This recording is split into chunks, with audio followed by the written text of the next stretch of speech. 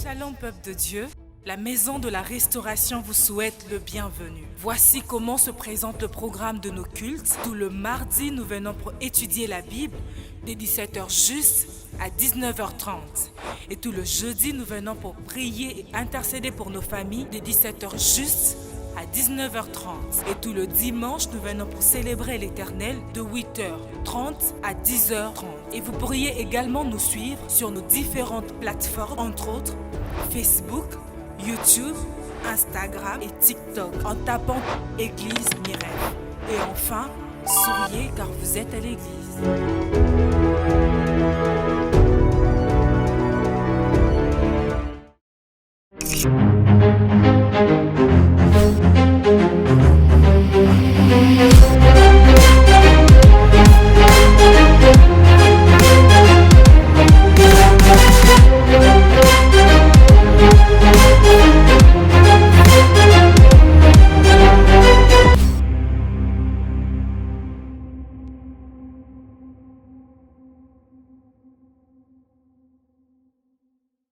Que l'Église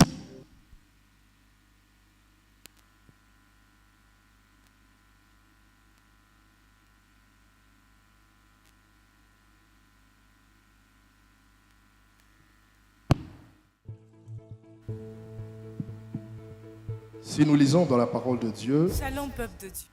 dans le passage de Éphésiens chapitre 4 au verset 16, non, verset 12, verset 11 au verset 12, vous verrez que la Bible nous dit que Christ a donné à l'Église des apôtres, des prophètes, des pasteurs, des enseignants, des docteurs. Et on rajoute au verset 12, on dit qu'il leur a donné pour le perfectionnement de saints, en vue de l'œuvre du ministère et de l'édification du corps de Christ. Amen. Alléluia. Donc, le travail de prédicateur que nous sommes, le prédicateur de la parole de Dieu, le travail de ministre de Dieu que nous sommes, c'est de parfaire le chrétien. Amen. C'est de parfaire le chrétien pour le ministère. C'est de préparer le chrétien, perfectionner le chrétien pour que le chrétien exerce le travail du ministère. Lorsqu'on parle de l'Église, mes frères et sœurs, vous devez d'abord savoir que l'Église va au-delà du cadre dénominationnel. C'est-à-dire, quand on parle de l'Église, pour certaines personnes, ils voient l'Église de réveil, ils pensent à l'Église catholique, ils pensent à l'Église méthodiste, l'Église protestante, kimbanguiste, etc. Mais l'Église n'est pas seulement une question de dénomination. L'Église n'est pas seulement le lieu où nous prions. L'Église n'est pas seulement la communauté où nous appartenons, la communauté reconnue légalement par l'État et ayant un statut d'Église. L'Église n'est pas que cela. Dans le plan de Dieu, dans la pensée de Dieu, le mot Église ne veut pas d'abord dire un lieu où les gens se rassemblent ou une structure communautaire où les gens se rassemblent et prient. Amen. Lorsque le Seigneur est en train de dire dans le texte que nous avions lu de Matthieu, Dieu lui-même est en train de parler. Le Seigneur Jésus-Christ dit, « Tu es Pierre et je bâtirai mon église ». Le mot église en hébreu, parce que le Nouveau Testament a été écrit en hébreu. Le mot église veut dire ecclésia. Ecclésia. Et pour mieux comprendre ce que le Seigneur voulait dire, nous devons aller dans le contexte. On peut m'aider avec un ventilateur, s'il vous plaît? Il fait tellement chaud ici. J'ai besoin d'un ventilateur.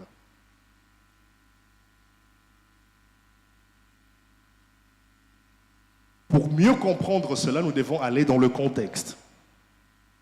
Et dans le contexte où Jésus était en train de parler de bâtir son ecclésia, de bâtir son église, il s'agissait à l'époque où il y avait des Romains qui montaient en puissance et il y avait l'Empire romain et l'Empire grec. Et le grec, lorsque Jésus parlait, même le romain, lorsque Jésus parlait, vous allez voir que Jésus même, parmi les raisons qui ont fait à ce que Jésus, on puisse le tuer, parce que Jésus, quand il parlait, il utilisait beaucoup de termes politiques, de termes diplomatiques. Et on pensait que c'était un révolutionnaire. On pensait que c'était quelqu'un qui influençait la population, qui influençait, révolutionnait la masse des gens pour que les gens se retournent contre le pouvoir. C'est comme ça qu'on se dit, cet homme, c'est un danger et on doit l'éliminer. Le mot ecclésia dont Jésus était en train de parler ici n'était pas forcément dans le contexte où nous le prenons aujourd'hui. Aujourd'hui, lorsque même vous allez dans des écoles bibliques, ou même lorsque vous regardez dans des dictionnaires, on définit le mot église comme étant l'assemblée de personnes qui sont tirées d'eux. Alléluia. On est ensemble. Vous êtes avec moi? Si vous êtes là, acclamez le Seigneur.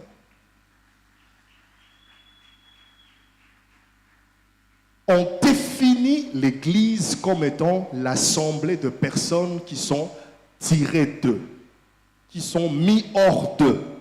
L'assemblée des hommes et de femmes qui sont mis à part. C'est comme ça qu'on définit l'Église. Cette définition, elle est bonne, mais elle n'est pas complète.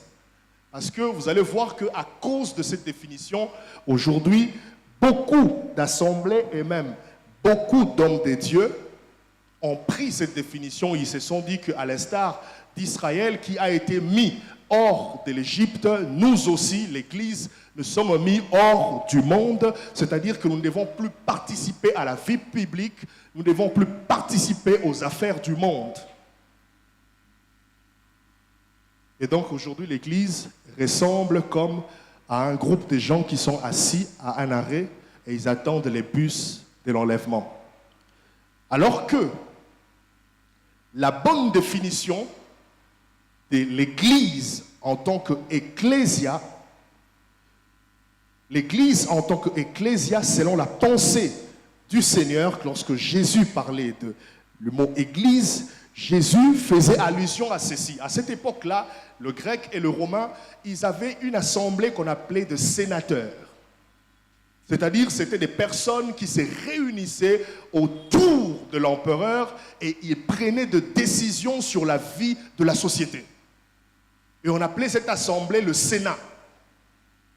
Pour ceux qui aiment se cultiver et voir des films tels que Spartacus et d'autres films romains, de gladiateurs, on explique cela. Vous allez voir qu'il y a toujours un conseil des personnes qui se réunissent autour de l'empereur, autour du roi, et ils décident, ils prennent la sagesse du roi, ils prennent les décisions du roi, ils le mettent sous forme de loi, et ils appliquent cela dans la vie de la société. Et on appelait cette assemblée de sénateurs, ce sénat-là, on appelait cela ecclésia. Amen. On appelait cela ecclésia. Donc, lorsque Jésus était en train de parler en disant que je bâtirai mon ecclésia, en d'autres termes, il disait, je bâtirai mon sénat. Donc, l'église de Jésus-Christ, c'est le sénat de Dieu. C'est une assemblée de sénateurs, une assemblée de personnes qui sont réunies pour décider sur les affaires de la société. Je parle à quelqu'un?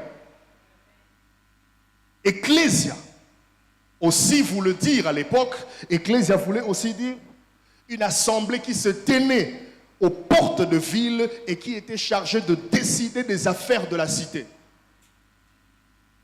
Et on le citait comme étant de parlementaires. Ils se réunissaient deux fois autour, à la porte de la cité. Ils se réunissaient là. Ils décidaient sur des affaires de la politique. Ils décidaient sur des affaires de l'économie. Ils décidaient sur des affaires de la société. Et on les appelait ecclésia. Et c'est comme ça que vous allez voir même Jésus, lorsqu'il parle de l'église, il dit que le porte de séjour de mort ne prévaudront point contre elle. Il faisait allusion à ça. Parce que c'était dans des portes que des grandes décisions venaient. Alléluia. Donc, quelqu'un peut penser que l'église est seulement pour les affaires spirituelles. Mes frères, détrompez-vous, l'Église n'est pas seulement là, ou n'a pas seulement mission à chasser les démons. L'Église n'est pas seulement là pour la délivrance, l'Église n'est pas seulement là pour les problèmes spirituels, non. Mais en tant qu'Église, nous sommes l'Église, nous sommes le Sénat de Dieu. L'Église est un lieu de décision. Voilà pourquoi, pour enchérir cela, Christ dit à Pierre, je bâtirai mon église, je te donnerai le clé du royaume. Ce que tu lieras sur la terre sera lié dans le ciel. Ce que tu délieras sur la terre sera délié dans le ciel. En d'autres termes, l'église est un lieu de décision. Et si nous devons encore aller plus loin, toujours par rapport à ce que Christ est en train de dire, Christ, en d'autres termes, il est en train de dire que les commandes du ciel sont sur la terre. Et je voudrais vous choquer en vous disant ceci. Tout ce qui peut arriver à la RDC, la décision de l'Église compte. Alléluia. Notre implication compte. Parce que l'Église n'est pas le seul du ciel. L'Église est le seul de la terre. L'Église n'est pas la lumière du ciel. L'Église est la lumière du monde. Nous sommes une assemblée de décideurs et nous pouvons décider sur ce qui peut arriver dans le ciel, sur la terre. Voilà pourquoi le Seigneur dit à Pierre, je bâtirai mon église, ce que tu lieras sur la terre sera lié dans le ciel. Sera lié dans le ciel. Alléluia. Alors pourquoi parlons-nous de ces choses? Parce que l'Église, mes frères, l'Église a une attitude à avoir, de par son essence, de par sa définition, de par son mandat, de par sa mission. L'Église a une attitude à adopter face à ce qui se passe dans notre monde. L'Église a une attitude à avoir. Le texte que nous venons de lire de Matthieu chapitre 8 nous en parle. Dans ce texte, nous voyons Jésus et le disciple dans une barque, et cette barque était sur ou dans la mer. Et pendant la navigation, la mer s'est agitée. Et lorsque la mer s'est agitée, la barque aussi s'est agitée. La barque, mes frères, signifie toujours le nation. Pardon, la mer. La mer signifie le nation. Et la barque signifie l'église. Et vous allez voir que Jésus était dans la barque, mais il n'était pas dans la mer. Le disciple était dans la barque, mais ils n'étaient pas dans la mer. La barque représente l'église. Et la mer représente la nation. Jésus et les disciples étaient dans la barque. Et la barque était dans la mer. L'église est dans le monde et Jésus est dans l'église. Et donc, lorsque la mer est agitée, la barque aussi sera agitée. Alléluia. Lorsque le monde est dans l'agitation, l'église aussi sera agitée. Lorsque la mer est stabilisée, la barque aussi sera stabilisée. Lorsque la mer entre dans une zone de turbulence, la barque aussi connaîtra la turbulence. En d'autres termes, mes frères, l'état de l'église ou l'état d'une église est déterminé par l'état de la nation dans laquelle elle se trouve. Si la nation est agitée, l'église le sera aussi.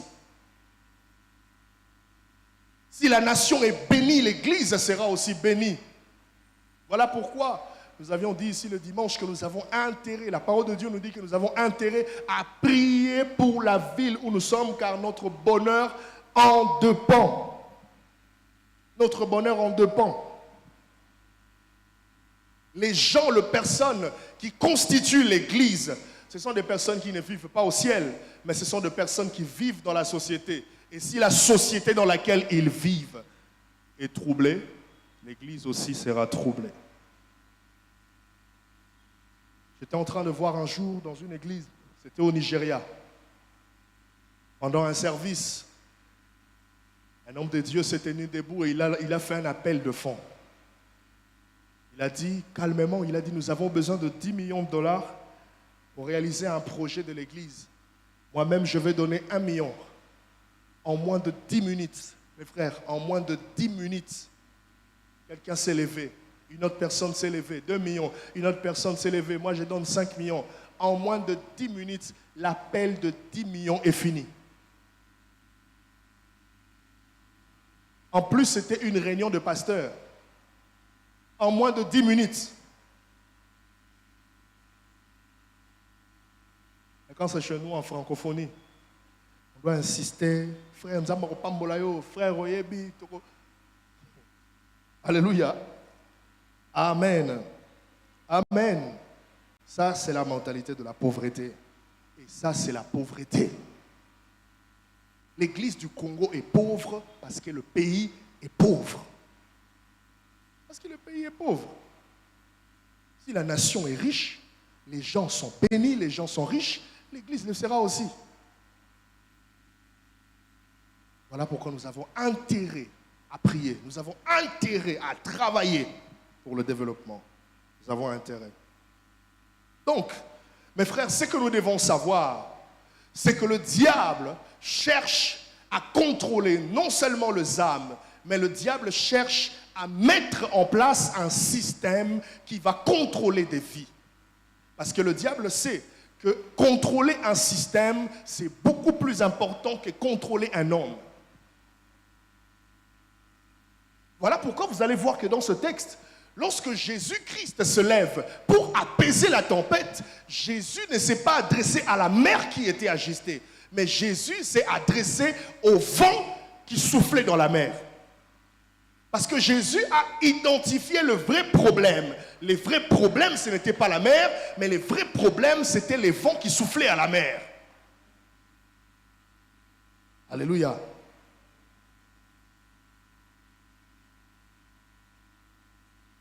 Mes frères et sœurs, nous devons être des personnes consciencieuses. Consciencieux. Dieu nous a bénis, nous sommes dans un pays riche, potentiellement, mais pauvre. Pourquoi? Parce que nous ne jouissons pas de nos richesses. Pays rempli de minéraux. Nous avons le lac le plus poissonné du monde, pour ceux qui ne le savent pas. On raconte qu'il y a des poissons qui naissent, grandissent, vieillissent et meurent sans pour autant être pêchés. Parce qu'on ne sait pas les pêcher. Un poisson qui naît, qui grandit, qui vieillit et qui meurt. Tellement de richesses. Tellement de richesses. Mais nous n'arrivons pas à en jouir. De minéraux, n'en parlons même pas. Et nous nous posons des questions. Pourquoi on n'arrive même pas à créer des écoles de mines où des étudiants peuvent commencer à étudier des minéraux? Aujourd'hui, quand on parle université pour les jeunes, quand on parle université, il n'y a que des facultés classiques. Droit, économie, sciences médicales ou quoi que ce soit. Mais pourquoi ne pas orienter les gens vers des secteurs qui peuvent vraiment amener le développement? Comment transformer nos richesses, par exemple? Où les gens peuvent étudier sur la foresterie, les richesses forestières. Tout ça. Alléluia. Aujourd'hui, à l'échelle mondiale, nous, en tant que Congolais, nous sommes vus comme étant un peuple danseur, un peuple sapeur, un peuple qui aime l'ambiance. C'est ça la caractéristique d'un Congolais. Pour identifier un Congolais, c'est très facile. Les Congolais, ils aiment bien s'habiller, les Congolais, ils aiment bien l'ambiance, les Congolais, ils aiment bien danser. Et c'est connu partout en Afrique et même en Occident. Pourquoi? Parce que vous allez voir, les Congolais, ce sont des peuples qui sont toujours dans la distraction. Mais pourtant, nous nous disons que nous prions. Et en tant qu'Église, en tant que Sénat de Dieu, mes frères, nous avons la responsabilité de refaire la mentalité du peuple et inculquer les vraies valeurs. Les valeurs de l'amour, les valeurs du travail, les valeurs du respect, les valeurs de l'intégrité. C'est étonnant aujourd'hui de voir même ceux qui se disent chrétiens, ceux qui prient, mais ils n'ont qu'une valeur, l'intégrité. Quand ils sont dans la société, ils ressemblent complètement aux mondains, aux païens. Je me rappelle qu'à l'époque, je faisais mon stage à la DGDA. J'avais un monsieur là-bas qu'on appelait pasteur. Apparemment, il était aussi pasteur et il avait une église. Mais un jour, on était là et puis on l'avait attrapé avec des fausses factures. Sur le bureau, on va pasteur, naïopé. Donc, lui, on l'appelait pasteur parce qu'il est pasteur, mais c'était aussi les premiers magouilleurs. Et maintenant, dites-moi de telle personne, quelle est l'évangélisation qu'il peut faire? Est-ce qu'il peut gagner les âmes ou désorienter les âmes? Alléluia. Amen, amen. Donc, nous avons la responsabilité de refaire la mentalité des gens en tant qu'Église. Mais comment, en tant qu'Église, pouvons-nous participer au développement réel de la nation? Comment est-ce que l'Église peut transmettre l'élan du développement dans une nation? Nous essaierons de voir 3 axes et après nous allons clôturer et prier. Le premier axe, c'est au travers de la formation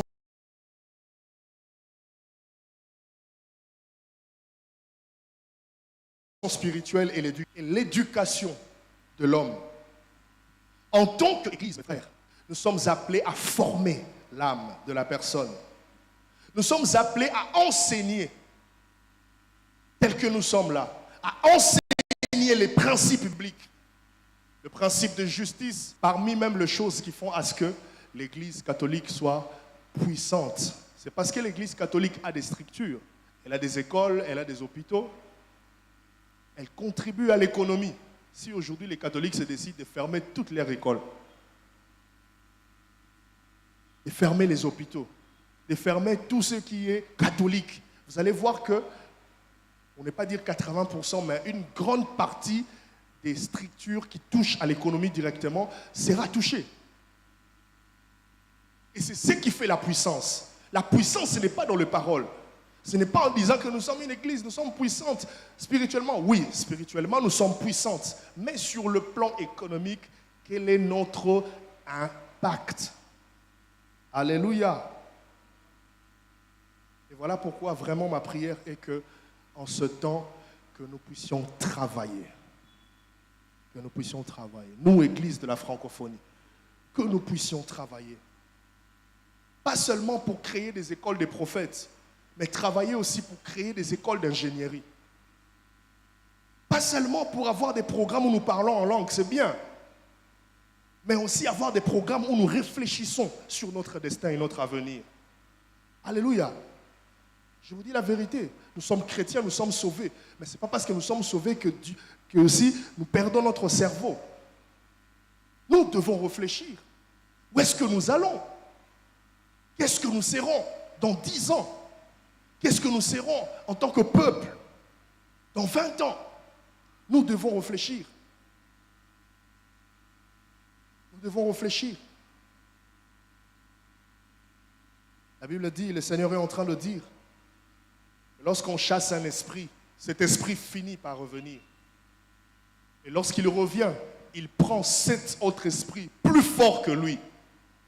Et quand il rentre dans cette maison, quand il trouve que cette maison n'est pas occupée à nouveau, qu'est-ce qu'il fera? Il va prendre possession de cet endroit et il va regagner le terrain. C'est-à-dire que, tel que nous sommes là, si nous faisons un travail d'évangélisation, nous devons saturer, nous devons occuper notre société. Si nous n'occupons pas la société, c'est la société qui va nous occuper. Ce soir, mes frères, je suis venu avec un message interpellateur pour nous dire qu'en tant que chrétiens, quand je regarde pour la plupart ici, nous sommes jeunes. Nous sommes jeunes, nous avons de l'avenir et nous sommes appelés à travailler. À travailler pour le Seigneur, à travailler pour le royaume, à travailler pour notre nation, à travailler pour faire avancer les choses. Et mes frères, sachons-le que nous sommes appelés à influencer positivement. Positivement là, tout le secteur de la société. Aujourd'hui, l'occultisme a connu beaucoup ou encore une propension rapide parce que vous trouverez les occultistes dans tout le secteur de la société. Vous les trouverez dans toutes les entreprises, vous les trouverez dans les hôpitaux, dans les écoles, dans les universités. Ils sont partout. Et quand vous arrivez là-bas, puisque ce sont eux qui sont dans la direction de choses, ils imposent leurs règles et leurs lois. Ils imposent leurs règles. Et pendant ce temps-là, un bon chrétien qui vient, il craint le Seigneur, il prie Dieu, il est en communion avec le Seigneur, mais il ne sait pas se retrouver. Pourquoi? Parce que ces gens-là ont gagné tous les secteurs. Et si le chrétien maintenant s'organisait, créer leurs banques, créer leurs hôpitaux, créer leurs universités, créer aussi des structures qui peuvent aussi propulser leurs frères, c'est là que nous atteindrons le véritable impact. Alléluia. Alléluia.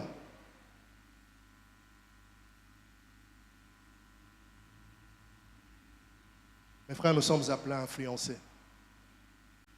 À influencer positivement. Voilà pourquoi je nous encourage. Pour ceux qui étudient, étudiez pour de vrai. Soyez sérieux dans vos études. Soyez sérieux dans vos études. Dans les années 80, les années 90, les gens de cette époque-là se disaient, Jésus revient, on n'a pas besoin d'étudier, Jésus revient, on n'a pas besoin de travailler. Et vous allez voir que vers ces années-là, beaucoup d'hommes de Dieu ont abandonné le travail, beaucoup ont abandonné les études, beaucoup se sont concentrés dans l'œuvre de Dieu. À cette époque-là, les gens se disaient que non, un pasteur ou un chrétien ne peut pas faire la politique. Un chrétien doit être consacré. Certains ont quitté leur maison, ils étaient dans des permanences. Et vraiment, vers cette époque-là, les gens n'avaient que la pensée du ciel, de l'enlèvement. Mais quand ils ont vu que l'enlèvement, ça ne venait pas. Et c'est là que les gens maintenant comprennent, oh, mais non, en attendant l'enlèvement, on doit aussi travailler. En attendant l'enlèvement, nous devons aussi construire. En attendant l'enlèvement, nous devons aussi travailler, faire avancer les choses. Alléluia. Si nous voulons réussir, si nous voulons être influents, nous devons travailler, mes frères. Tu étudies, travaille. Pas un étudiant paresseux. Pas un étudiant paresseux. Où tu te dis que non, je vais aller prier et puis le Saint-Esprit va me donner l'inspiration. Il ne te donnera pas d'inspiration. Tu arriveras devant la feuille d'examen, tu ne vois que Matthieu, tu ne vois que Luc, tu ne vois que Hébreu. Mais les maths, ça ne vient pas. Ça ne vient pas.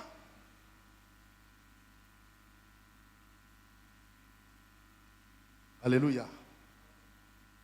Nous devons être sérieux. Sérieux avec Dieu. Sérieux dans le royaume de Dieu. Sérieux dans ce que nous faisons. Et l'Église doit sortir de cette distraction. Pendant que le monde, pendant que les gens de sectes, pendant que de loges sont en train de gagner du terrain, l'Église est dans des débats. Est-ce que la femme peut prêcher? Est-ce que ceci, notre pasteur est mieux que l'autre? Notre pasteur prêche bien que l'autre? Notre Église est plus grande que l'autre? Nous ceci, nous cela. C'est ça l'Église aujourd'hui. Nous sommes dans des débats. Pendant que les autres camps-là, ils ont compris, laissez-les dans les débats. Nous, on gagne les âmes. Je me rappelle à l'époque, je ne sais pas s'ils font plus ça, mais les gens de Saint de Dernier Jour qui sont ici à la 7e, ils faisaient l'évangélisation, comment? Par la formation. Ils avaient mis formation d'anglais gratuite. Et beaucoup de jeunes sont allés là-bas suivant la formation d'anglais gratuite. Et c'est comme ça qu'ils ont gagné ces jeunes-là. Ils sont devenus leurs fidèles à eux. Je connais une secte. Dans cette secte-là, ils avaient mis une stratégie de faire étudier les enfants de l'école primaire gratuitement dans leurs écoles. Et quand les gens venaient, ils avaient une école, et puis on a amené les enfants, ils étudiaient gratuitement, et ils ont gagné et ces enfants et leurs parents.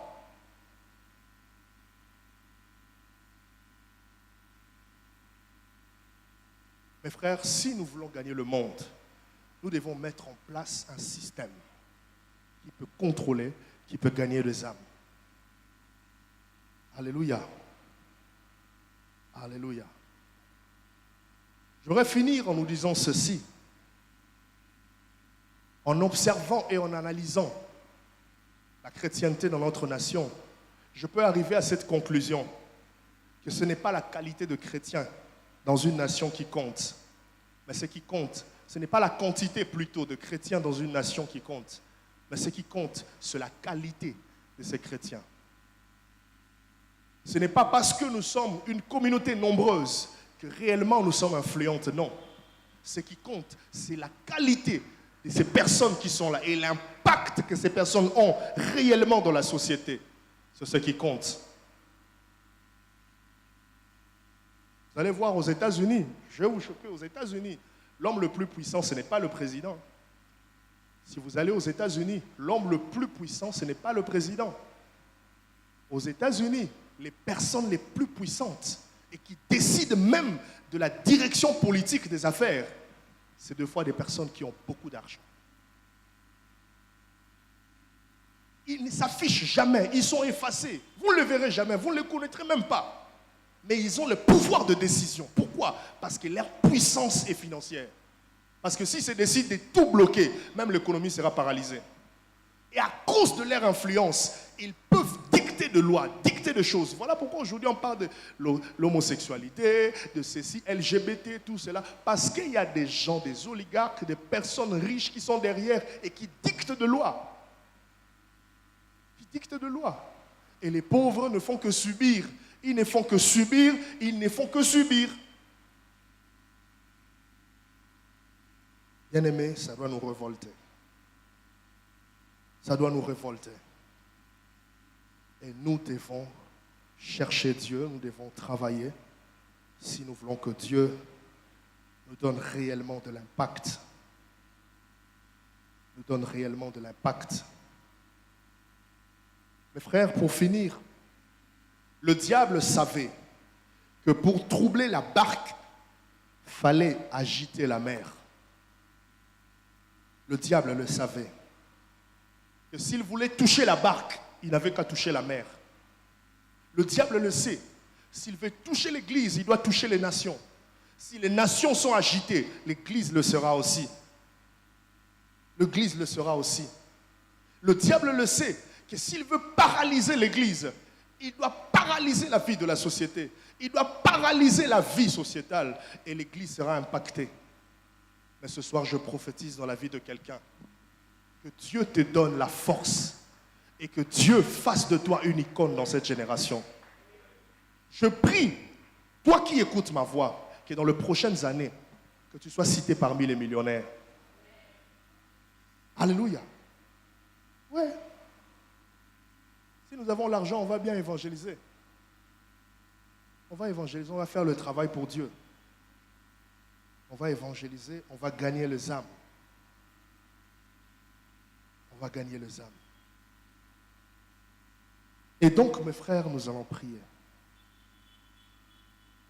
Nous allons prier parce que nous avons besoin que Dieu nous influence. En tant qu'Église, nous sommes le Sénat de Dieu. Nous sommes l'assemblée des décideurs. Ce que nous déciderons sur la terre sera décidé aussi dans le ciel. Jésus n'a pas dit ce qui sera décidé dans le ciel ou ce qui sera lié dans le ciel sera lié sur la terre. Non. Il a dit ce que vous sur la terre vous lierez dans le ciel aussi, cela sera lié. En d'autres termes, au ciel là-bas, le ciel ne décide pas. Le ciel ne fait que exécuter les volontés de l'Église sur la terre. Quand l'Église, à l'unanimité, décide sur quelque chose, au ciel, on prend acte et on exécute. Et en tant qu'Église, nous devons nous lever. Nous devons prier. Nous devons jouer notre rôle en tant que décideurs.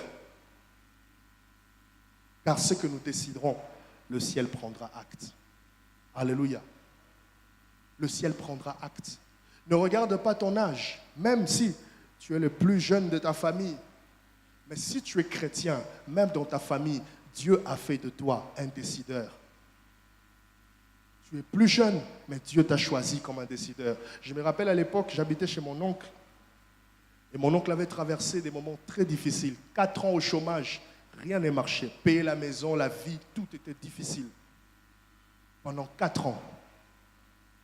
À une époque, pendant ces 4 ans, une moitié j'étais païen et puis l'autre temps je m'étais converti. Quand je me suis converti, un jour j'étais dans un culte et il y avait comme une colère sainte qui montait dans mon cœur. Je me suis dit non, cette situation doit s'arrêter. Je suis rentré à la maison. Je n'avais rien entendu, pas même une voix, quoi que ce soit. Rien qu'une colère qui montait. Je suis rentré le soir et puis on avait un culte de famille. J'ai regardé mon oncle, je lui ai dit, avant la fin de cette semaine, tu recevras un appel. Et une bonne nouvelle va arriver. Et quand on arrive là même, le week-end, on l'appelle pour un travail à Lubumbashi. Il est allé à Lubumbashi, il a commencé à travailler. Et c'est comme ça que les choses s'étaient un peu stabilisées.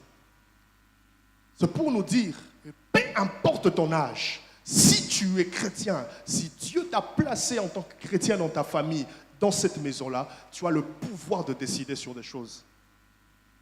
Tu as le pouvoir de décider.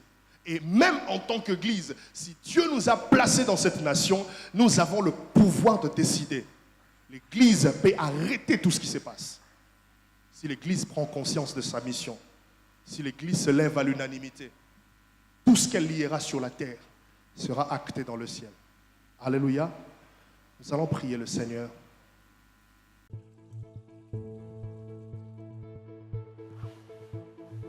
Shalom peuple de Dieu, la maison de la restauration vous souhaite le bienvenu. Voici comment se présente le programme de nos cultes. Tout le mardi, nous venons pour étudier la Bible, dès 17h juste à 19h30. Et tout le jeudi, nous venons pour prier et intercéder pour nos familles, dès 17h juste à 19h30. Et tout le dimanche, nous venons pour célébrer l'Éternel de 8h30 à 10h30. Et vous pourriez également nous suivre sur nos différentes plateformes, entre autres Facebook, YouTube, Instagram et TikTok, en tapant Église Mirel. Et enfin, souriez car vous êtes à l'église.